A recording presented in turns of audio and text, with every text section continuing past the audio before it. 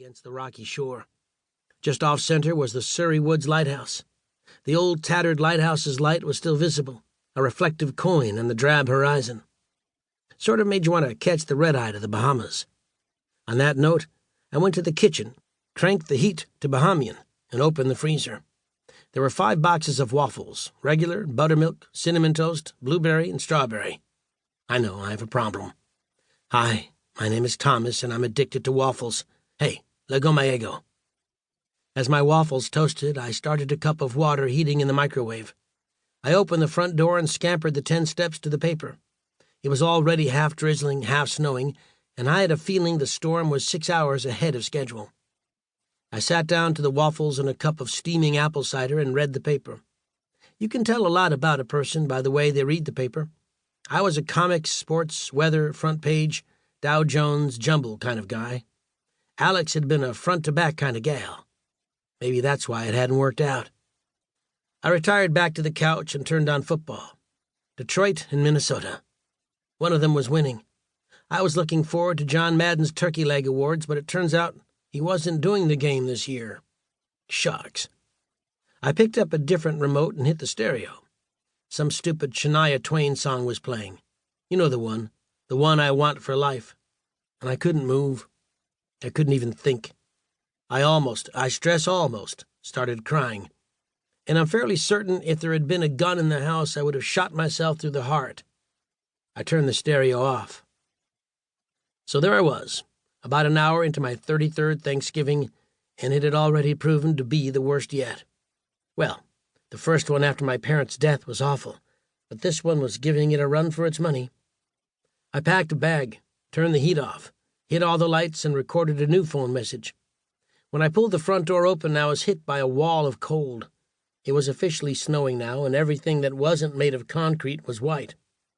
I took 2 steps, then froze. I pressed my ear to the door. The phone rang 3 more times before the answering machine picked up.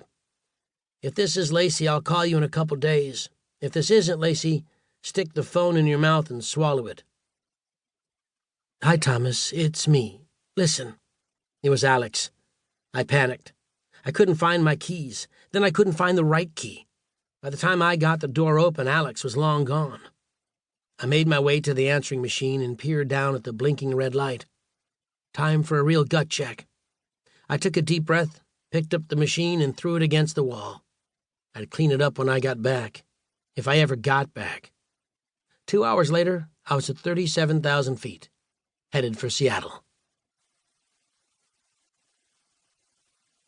Chapter 2.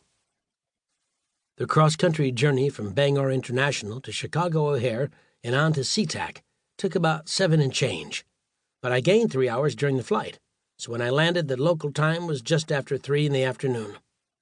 The weather was typical Seattle November. Overcast, gloomy with a light drizzle. No blizzard in these parts. Old Man Winter in the Northwest had Alzheimer's. He got lost a lot, mostly in Canada. I hailed a taxi for the 18-mile trip north to Magnolia. A bit of Magnolia lore here. In 1856, Captain George Davidson of the U.S. Coast Survey named the southern bluff overlooking Puget Sound for the magnolia trees growing along it. Had he been a better botanist, he would have clearly recognized the red-bark trees as madrones. The madrone is a shiny, dark green-leafed evergreen species that thrives on west-facing bluffs. The trees, which can reach heights of 90 feet, usually have a twisted wind-blown shape. Anyhow, the surrounding community preferred the name Magnolia to madrone and decided to keep Magnolia to identify the affluent, well-ordered waterfront properties. My parents' house, I still had a problem calling it my house, was built on the westernmost bluff overlooking Puget Sound. It was too steep to build anywhere near the house, so there wasn't anything within a quarter mile in either direction. The main concern was landslides. The wet soil building up over time, the vegetation slowly losing its tenacity in the soft earth. It was a miracle the house hadn't slipped into the Sound years ago, as many of its brethren had. The house was built in 1964. It was a monolith then, a work of art. But then, so once was the Colosseum. When my parents bought it, they began a slow overhaul, gutting it from the inside out.